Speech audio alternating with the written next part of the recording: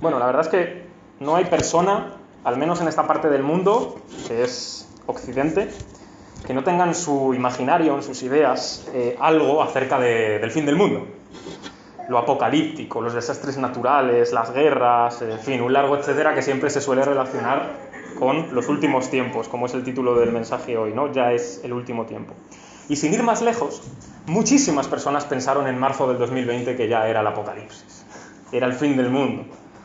Todo estaba fatal, parecía que casi el mundo ya había llegado realmente a su pleno final.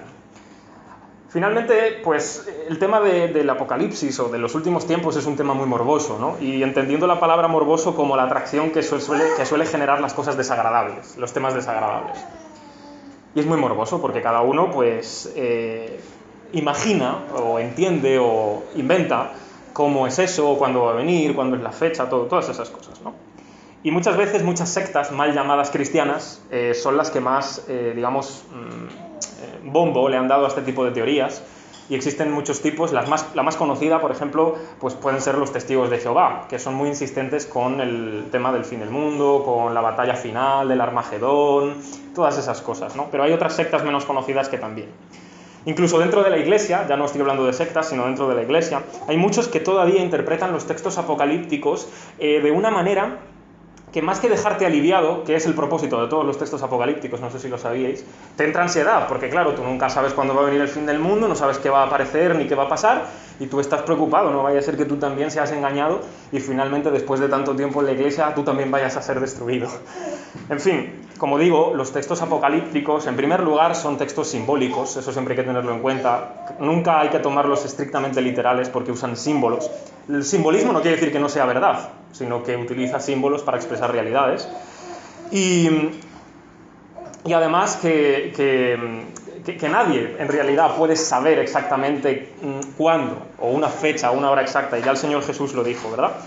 Así que nuestro texto de hoy, que todavía no lo hemos leído, pero ahí lo tenéis para que lo leamos ahora, aborda en cierta medida estas cosas, lo que tiene que ver con los últimos tiempos, con el apocalipsis, si lo quieres decir así.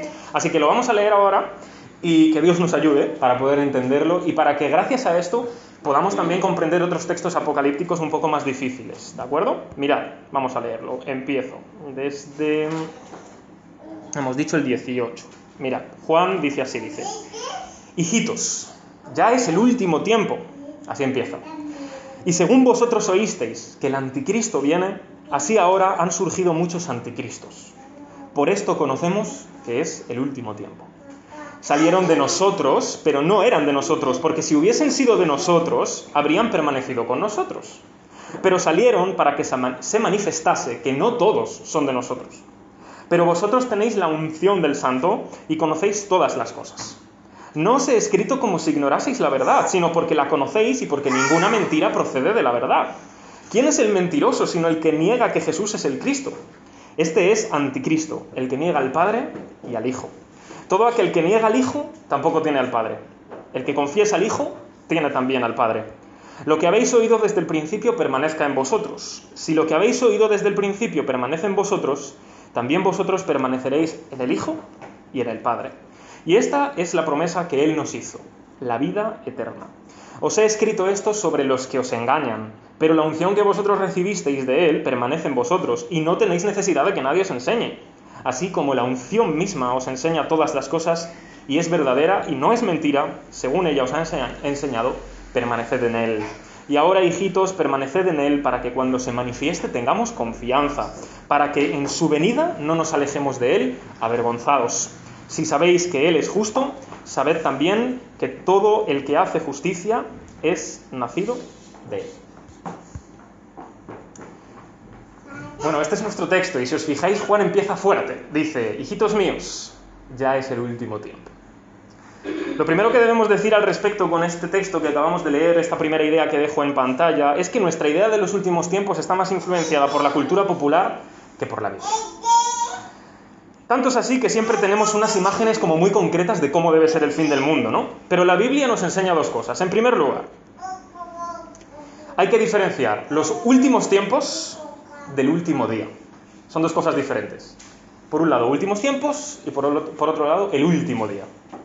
Y en segundo lugar, lo que la Escritura también nos enseña, y está en relación con esto que acabo de decir, es que ella dice que ya, ahora mismo, estamos en los últimos tiempos. Claro, que alguien me podría decir, Jesús, ¿cómo va a ser eso posible? ¿Cómo es que la Biblia dice que estamos en los últimos tiempos?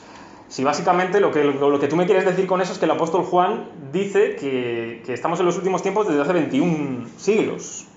Bueno, pues la Escritura nos enseña que efectivamente estamos en los últimos tiempos. Juan, inspirado por el Espíritu Santo, dice, ya es el último tiempo. Y hermanos, si todavía no ha llegado el fin, que eso quiere decir que todavía seguimos en el último tiempo, como Juan nos enseña en la carta. Ahora bien, ¿esto por qué se nos hace tan difícil de entender que estamos en los últimos tiempos?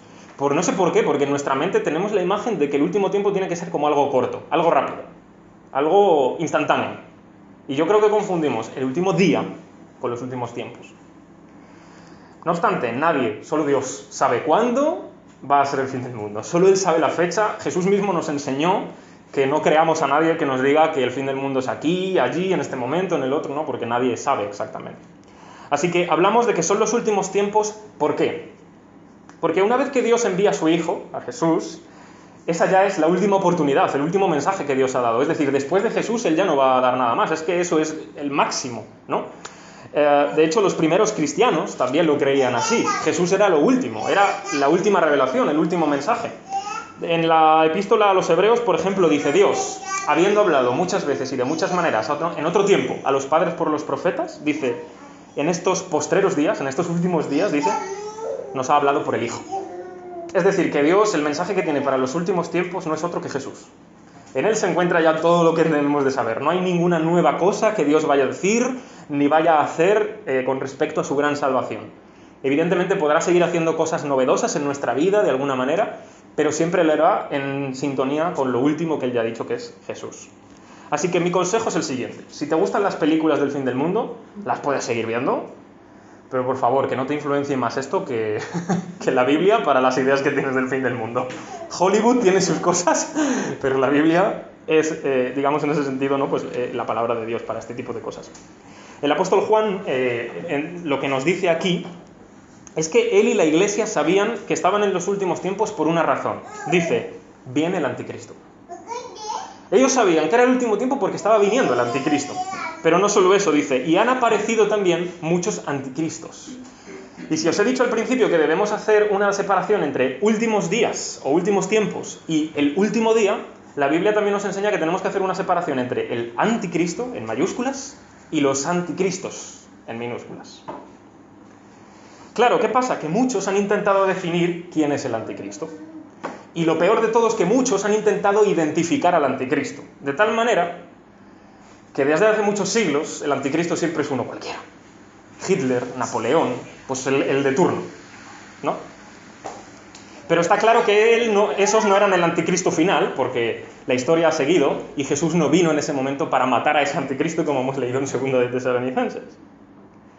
Por ejemplo, algunos han pensado que el anticristo final va a ser un gobernante mundial, que va a tener el control sobre todo, no sé qué, ¿no? Otros han pensado que va a ser un poder estatal, no un gobierno, sino un estado o algo así, un poder. Los reformadores del siglo XVI, de donde venimos, pensaban que el anticristo era el papado, en general, ¿no? Etcétera. Pero, ¿qué podemos saber acerca del anticristo, en realidad? Según lo que el texto nos está diciendo aquí, en este texto, porque hay muchos más. Por ejemplo, el que hemos leído en 2 Tesalonicenses, que Sebas ha leído antes, habla del anticristo. Pero ¿qué podemos saber según este texto acerca del anticristo? Lo siguiente, que el anticristo no solo se opone, sino que usurpa el lugar de Jesucristo. Pablo le dijo a los tesalonicenses que se iba a levantar un hombre de pecado, un hombre de perdición, un hombre inicuo. Y dice que se levanta contra todo lo que es de Dios, contra todo lo que es objeto de culto, y dice, pero se sienta en el templo de Dios y se hace pasar por Dios.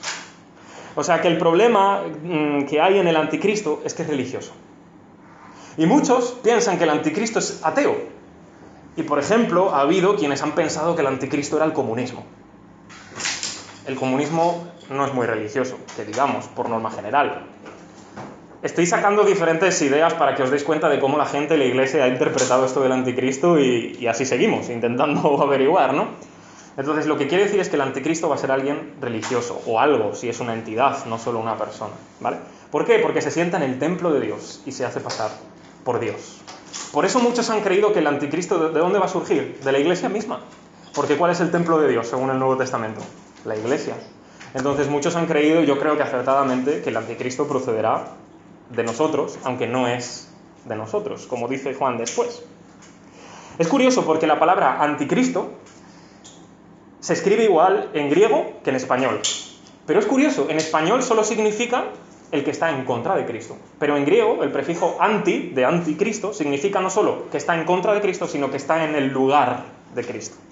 Por eso digo que el anticristo no solo se opone a Cristo, se pone en su lugar, lo usurpa. No es su sitio, pero se pone ahí. Se quiere hacer pasar por Cristo. Le imita, engaña a muchos de esa manera, haciéndose pasar por Jesús. Ahora bien, Juan, si os fijáis, no se detiene mucho en el anticristo final. Él dice, han surgido muchos anticristos. Es decir, es como que la esencia de ese anticristo, la naturaleza de ese anticristo final, digamos que ya ha salido por el mundo y se está reflejando, se está viendo en muchos anticristos pequeños, ¿no? Son como sus secuaces. Igual que nosotros somos cristianos en minúsculas y tenemos a Cristo en mayúsculas, pues los anticristos en minúsculas siguen a su anticristo en mayúsculas, ¿no? Y Juan dice, han salido muchos. La pregunta es, ¿de dónde? Dice, de nosotros. No eran de nosotros, pero salieron de nosotros, para que se manifieste que no todos son de nosotros. ¿De dónde salieron los anticristos? De la iglesia. O sea, dentro de la misma comunidad del siglo I ya había anticristos. ¿Cuánto más seguramente los haya hoy? De hecho, eso nos lleva a nuestra tercera idea. Hay muchos falsos cristianos dentro de la iglesia. No sé si os acabo de derrumbar alguna ilusión que teníais, pero esto es así. Hay muchos falsos cristianos dentro de la iglesia, no nos engañemos, no seamos ingenuos. Dentro de la misma comunidad cristiana hay mucha gente que no profesa ninguna fe de verdad. Quizás, a lo mejor, aparente, ¿no? Son cristianos, pero no lo son verdaderamente. No pertenecen a esa comunidad, no pertenecen a la iglesia.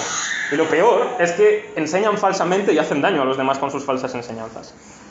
Se engañan a ellos mismos porque niegan a Jesús y engañan a otros haciendo que otros también nieguen a Jesús. Así que quiero daros 5 características de los anticristos, por si algún día os encontráis con alguno. Primero, están dentro de la iglesia y pueden aparentar que son cristianos de verdad. 2, se dedican a engañar a otros acerca de quién es Jesús verdaderamente. Y muy sutil, por supuesto. Tercero, niegan que Jesús sea el Cristo, el ungido, como hemos leído en el Salmo 2. Ungido significa Cristo. Y todo esto viene, os lo explico más o menos, de cuando en la antigüedad se ungía con aceite a los reyes, a los profetas, a los sacerdotes con aceite. Pues Jesús es, digamos, el ungido por excelencia. Entonces niegan que Él sea el ungido, el Cristo, el Mesías. Niegan no solo a Jesús, sino que niegan también al Padre. Niegan que haya una relación entre ellos, de padre e hijo. Y 5, no practican la justicia ni la santidad. Esas 5 cosas tienen que ver con los anticristos. Vamos a hablar ahora un poco más de lo que significa negar al Hijo, ¿vale? Pero para dejaros un poco aliviados, de momento, por si algún día os encontréis con un anticristo y tenéis miedo y ansiedad de no saber que es un anticristo, ¿cómo podemos estar preparados? ¿Cómo podemos estar tranquilos de que si un día nos topamos con un anticristo en minúsculas no vamos a ser engañados por él? Bueno, la respuesta que tiene la Escritura es esta. La palabra de Dios y el Espíritu Santo nos conducen a toda la verdad. Juan dice, lo que habéis oído desde el principio, es en eso en lo que tenéis que estar. En lo que os dije ya desde el principio. Es decir, la doctrina sana que los apóstoles le anunciaron a la iglesia. Y que era una doctrina que no venía de ellos, venía de Jesús mismo.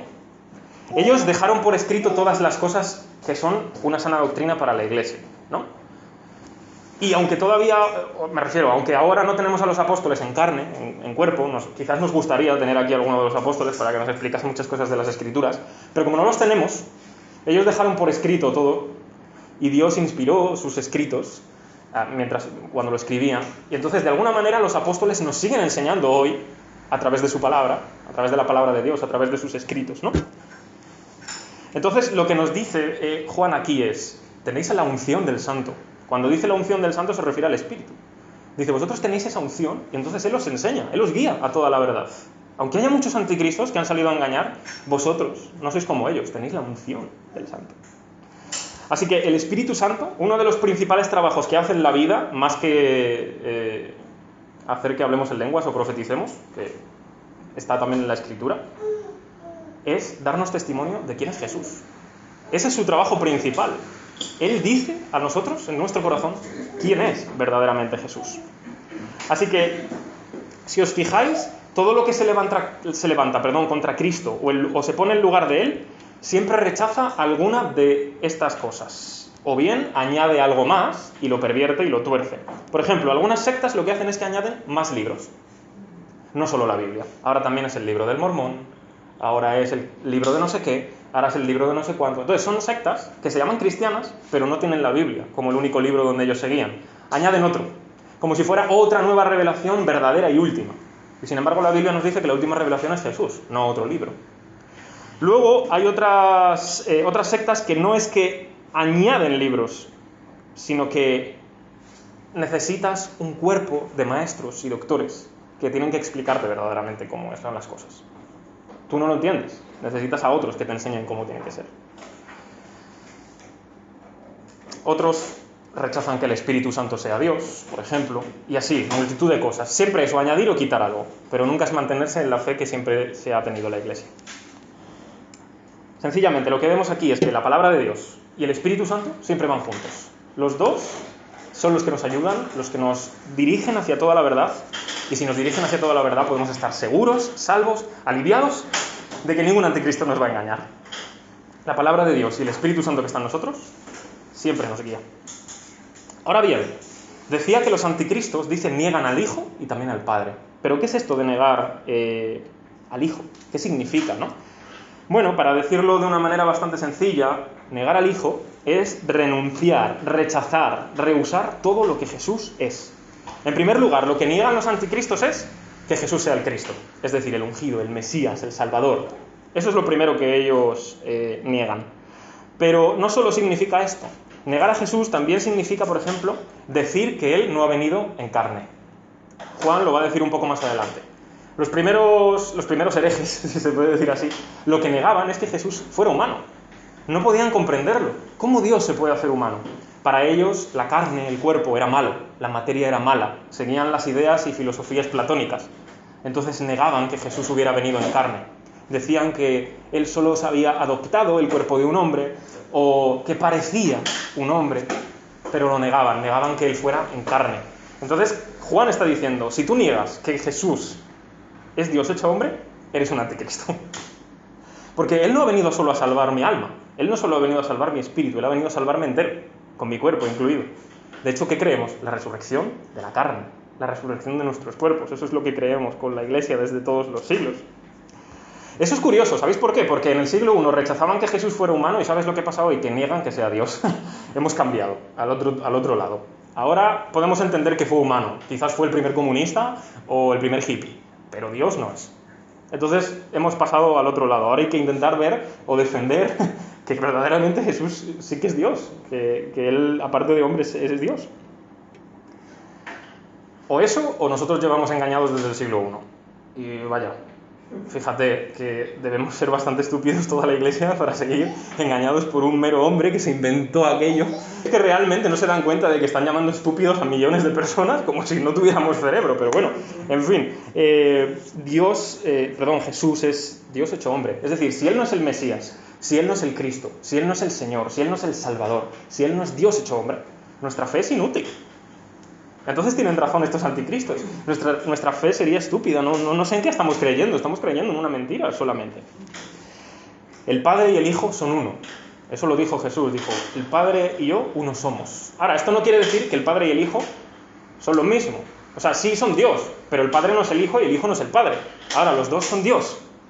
Y lo que está diciendo es que los anticristos niegan al Hijo y al Padre. O sea, si tú niegas al Hijo, niegas al Padre, evidentemente. Porque el Padre y el Hijo uno son. Es decir, el Hijo, Jesús, es el Hijo eterno de Dios. Es uno de los miembros de lo que creemos que es la Trinidad, ¿verdad? Entonces, si niegas a uno, estás negando a Dios en realidad. Estás negando a todo. Estás negando a la Trinidad. Lo que nosotros creemos es que Jesús es el Hijo eterno de Dios, que vino al mundo y se hizo carne. Y por supuesto, esto es lo que estamos celebrando ahora, en Navidad. Que el Hijo eterno de Dios vino al mundo, que se hizo carne, se hizo hombre.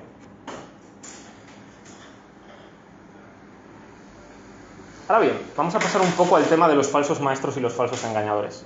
No debemos ser tan ingenuos, como digo ahí, para pensar que no hay engañadores en la iglesia, que no hay mentirosos, que no hay gente haciendo falsas enseñanzas. Y más viendo el panorama que acabamos de describir, que en el siglo I ya había muchos anticristos, que habían salido de dentro de la iglesia, que muchos cristianos, entre comillas, evidentemente, cayeron allí en negar muchas cosas acerca de Jesús por la serie de engañadores que allí había. Entonces nosotros debemos recuperar aquella frase tan preciosa que Jesús dijo una vez. Dijo, sed sencillos como palomas. Dice, pero prudentes como serpientes. Las dos cosas. Debemos ser sencillos como palomas, pero prudentes, astutos también como serpientes. A veces pensamos de buen corazón que cualquiera que pisa una iglesia, ya está. Este hombre es cristiano, esta mujer es cristiana, es un hombre o una mujer de fe, su teología es buenísima, nunca va a engañar, nunca va a hacer nada malo. Somos unos ingenuos. Nos engañamos a nosotros mismos, no sabemos. El árbol se conoce por sus frutos, como dijo Jesús, y el árbol no da frutos a los 2 días, da en un poquito de tiempo. El problema del mal en este sentido, ¿no?, del engaño y demás, de los anticristos, ¿cuál es? Que no van de frente. Si fueran de frente es muy fácil conocerlos. Son sutiles. No empiezan diciéndote, mira, Jesús no es Dios. Pues bienvenido y hasta luego. Si quieres creerlo, pues bien, si no, te puedes marchar. Evidentemente no hacen eso, si no sería bastante sencillo. Incluso hay muchos engañadores en la iglesia que no necesitan un púlpito para engañar a nadie. Lo hacen desde las sombras. Quizás un libro extraño. Oye, hermano, léete este libro. Y a lo mejor te empiezas a leer el libro y el libro es una invención de alguien que no tiene nada que ver con la escritura enseña y tú dices, bueno, vale, pues... y te lo crees, por ejemplo. Hay muchos anticristos que no necesitan el púlpito. Pueden engañar muy fácil de otras maneras. Y por eso es que yo el consejo que os quiero dar, lo cual también es para mí, por supuesto, es que no debemos leer la Biblia como si fueran aspirinas. Es decir, que no vale a píldoras, no vale a cachos, no vale un poquito de aquí, un poquito de allá. ¿Me entendéis? O sea, quiero decir, si nosotros tomamos de las Escrituras solo lo que nos gusta, si tomamos de las Escrituras este cachito y este cachito, cuando venga alguien a engañarnos, nos engaña seguro, pero seguro. Entonces yo lo que diría es... Está bien, pero no os conforméis con leeros el Salmo 23, que es muy bonito, Juan 3:16, que también es muy bonito y muy conocido, Filipenses 4:13, todo lo puedo en Cristo que me fortalece. Leeros la Biblia de un lado a otro, quiero decir, capítulo a capítulo, del principio al final. Evidentemente, si acabas de llegar a la fe y te pones a leer Levítico, pues no vas a entender nada, ¿no? Empieza por los evangelios, y si tienes alguna duda, pues tienes una iglesia, tú pregunta, si no pasa nada. Pero una cosa os digo, que si leéis el Nuevo Testamento vais a entender muchas cosas del Antiguo, porque básicamente tenemos muchas explicaciones ahí, ¿no? Vamos, que si tienes duda, pregunta.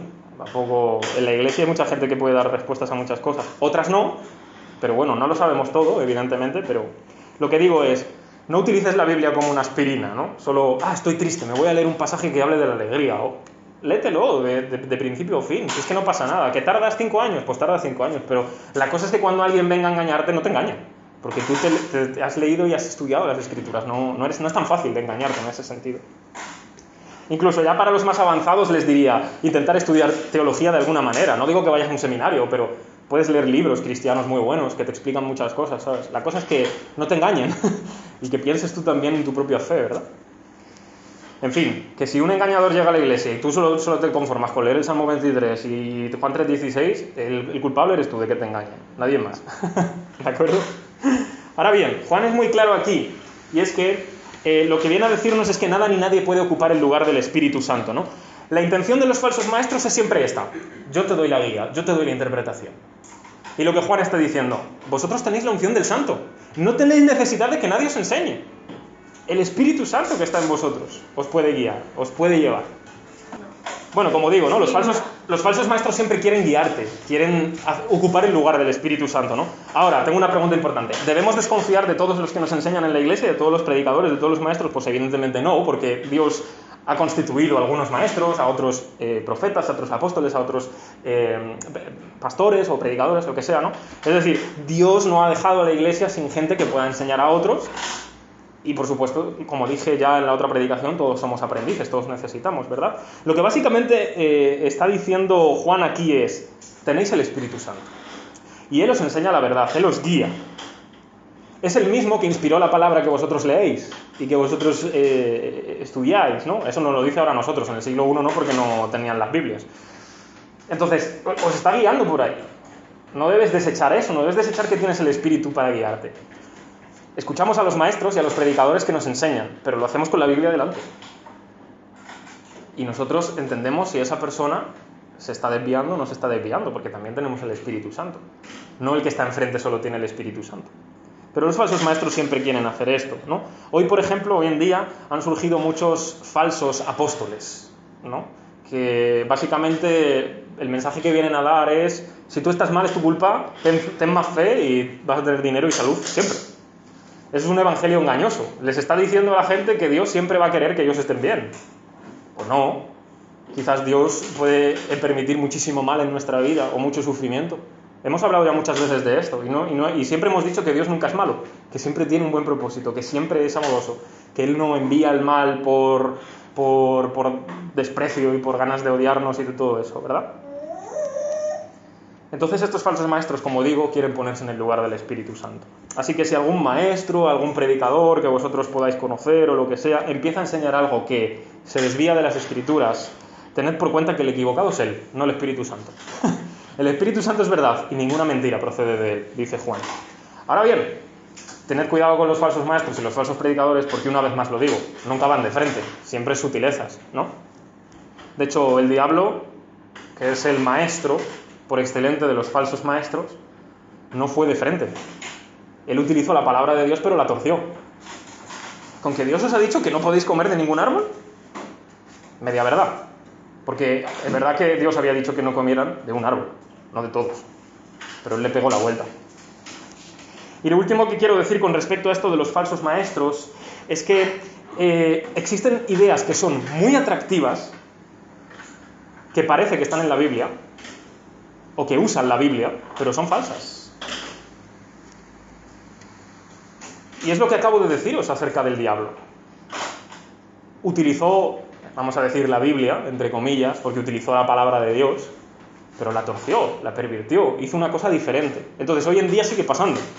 De hecho, os lo encontraréis, o os lo habéis encontrado, o quizás lo habéis vivido de alguna manera. Cogen ideas que parece que están en la Biblia, que suenan a Biblia, pero que no son realmente bíblicas. En fin, que hay muchas ideas que utilizan la Biblia, pero que son falsas, ¿vale? Entonces nosotros mismos nos debemos cuidar, y esto soy muy pesado al decirlo, pero lo voy a decir toda mi vida, en intentar buscar siempre cosas nuevas. Probablemente cuando estamos buscando cosas nuevas es porque así somos, nos aburrimos y necesitamos novedades. Bueno, lo más seguro, lo más probable, creo que pondría la mano en el fuego. Lo mismo estamos cerca de una herejía, si no estamos siendo ya unos herejes. No hace falta inventar nada nuevo. Es que los apóstoles ya nos han dejado todo, los profetas nos han dejado todo. Lo que tenemos que hacer es mantenernos ahí, permanecer en Él, ¿verdad? Y eso es lo que nos lleva a nuestra última idea antes de las conclusiones. Juan dice que la vida cristiana consiste en permanecer en Él, no en idear cosas nuevas. Los versículos 24 y el 27 y el 28 lo dicen. Tenemos que permanecer en Él. Que no tenemos que andar de aquí para allá buscando cosas nuevas, vamos a ver si encontramos lo novedoso, lo maravilloso. No, es Jesús, es más que suficiente, podemos creer en Él, en su Evangelio, podemos mantenernos ahí. Su palabra es suficiente, su espíritu es suficiente. Juan comenzó la carta en el capítulo 1, si no os acordáis, os lo digo, comenzó diciendo lo que era desde el principio. Lo que vimos, lo que tocamos, lo que oímos, eso os anunciamos. No se inventó nada nuevo, era lo que era desde el principio, Jesús mismo. Y ahora nos está diciendo, permanecer en Él, en lo que Él os ha enseñado, en lo que nosotros os hemos transmitido directamente de Él. Bueno, los apóstoles de alguna manera nos siguen diciendo lo mismo hoy a nosotros. Permaneced en lo que os hemos enseñado porque viene directamente de Cristo. Me gusta mucho uno de los capítulos de Hechos de los Apóstoles al principio, que dice que la Iglesia perseveraba unánime en la doctrina de los apóstoles. Es decir, es mantenerse ahí. No es idear nada nuevo, es solo mantenerse en la fe de siempre. ¿Y qué es lo que la palabra de Dios nos dice? ¿Qué es lo que Juan nos dice aquí que debemos evitar para no ser como estos anticristos o no caer en su engaño? Que aquel que es desde el principio, el verbo de vida, Jesús, se hizo hombre, se hizo carne. Es lo que estamos celebrando ahora en Navidad. El Hijo eterno de Dios se hizo un hombre. Lo palparon, lo vieron, lo escucharon, lo tocaron. Ese es del que nos anuncia. Y en el capítulo 1 él decía, os estamos anunciando esto para que tengáis comunión con nosotros. Y dijo, ¿nuestra comunión con quién es? Con el Padre y con el Hijo. Si niegas al Hijo, no tienes al Padre y por lo tanto no puedes tener comunión con Dios. El mensaje cristiano es, Dios ha venido en carne, se ha hecho un hombre en la persona de Jesús, Él es el Mesías, Él es el Salvador, y si permaneces en estas verdades, está todo bien. Así que quiero daros simplemente 3 conclusiones breves por si queréis memorizarlas o anotarlas. Y la primera es, Jesús matará al anticristo con el espíritu de su boca. Eso es lo que dice el texto de 2 de Tesalonicenses, que hemos visto. Aquellos que hemos puesto nuestra confianza en Él, no tenemos que estar ansiosos de que el anticristo nos va a engañar, si es que vivimos cuando Él venga. O los anticristos nos van a engañar. Tenemos la seguridad de que estamos en Él, de que Él va a matar al anticristo con el espíritu de su boca, con el espíritu en mayúsculas. Así que los muchos anticristos que han salido por el mundo, pues muy bien, engañarán a todos los que puedan, pero a los que somos de Él, imposible. La segunda conclusión a la que quiero llegar es que Jesús ha prometido la vida eterna a quienes no le niegan. En el mismo texto que hemos leído de Juan decía que esta es su promesa, la vida eterna. Pero quienes lo rechazan, quienes le niegan, quienes niegan quién es Él verdaderamente, están asumiendo claramente que no quieren esta promesa, están negando realmente lo que Jesús ha venido a hacer y ha venido a darnos. Así que en el mismo momento en que nosotros confiamos que Jesús es el Mesías, que Él es el Salvador, que Él es el Dios hecho hombre, estamos a salvo. Tenemos la promesa de la vida eterna. Nadie nos puede quitar eso. Es para nosotros ya, para siempre. Él nos lo ha regalado. Está en nuestro poder, la vida eterna. Y por último, y esto es muy importante porque también tiene que ver con lo que estamos celebrando en la Navidad, es que Jesús va a regresar por segunda vez. Y nuestra esperanza en Él no nos va a avergonzar. A los ojos del mundo somos estúpidos. A los ojos del mundo nuestra fe es absurda. Creemos en una mentira de un hombre que se inventó algo en el siglo I, según ellos, por supuesto. Lo que nosotros creemos es que este hombre que vino era alguien más que un simple hombre al que se le ocurrió algo. Era Dios mismo. Él vino una vez, hizo su obra, estamos a salvo, y ahora todo este tiempo no es sino la paciencia de Dios. La gente ignora que Dios es paciente. Pedro, el apóstol Pedro, dice en una de sus cartas, precisamente esto, porque la gente ya se burlaba en el siglo I, pero ¿cómo va a ser eso? Si lleváis esperando la venida de Jesús no sé cuántos años, y eso que llevaban pocos, Y le dice Pedro, ignoran que Dios es paciente y que quiere que todos procedan al arrepentimiento. Entonces estamos en ese momento en el que Dios está siendo paciente para que todos procedan al arrepentimiento, pero en el momento final, en el día final, que es lo que os he dicho, estamos hablando de los últimos tiempos, ya estamos en los últimos tiempos, pero el día final Jesús va a regresar. Y cuando Él regrese, matará al anticristo con el espíritu de su boca, cogerá a los suyos para llevarlos para siempre a la vida eterna, y a todos aquellos que le han negado para siempre. No queda más que el mensaje de juicio y de castigo que Él también vino a traer. Ya lo hemos dicho muchas veces que el que más habla de eso es Jesús, ni siquiera los profetas, que hablan mucho acerca del juicio y del castigo. Nuestra esperanza de que Él va a volver, ese día, no va a ser avergonzada, sino que delante de todos aquellos que jamás creyeron en Él, que lo rechazaron y lo negaron, ellos van a ser los avergonzados en aquel día. Nosotros estaremos tranquilos, a salvo, deseando ese momento. Así que hasta entonces, mi consejo es, no os mováis de Él, permaneced en Jesús, permaneced en lo que Él nos ha enseñado. Nuestra fe está en Él, nuestra confianza está en Él, así que Dios nos ayude a esto. Amén. Amén.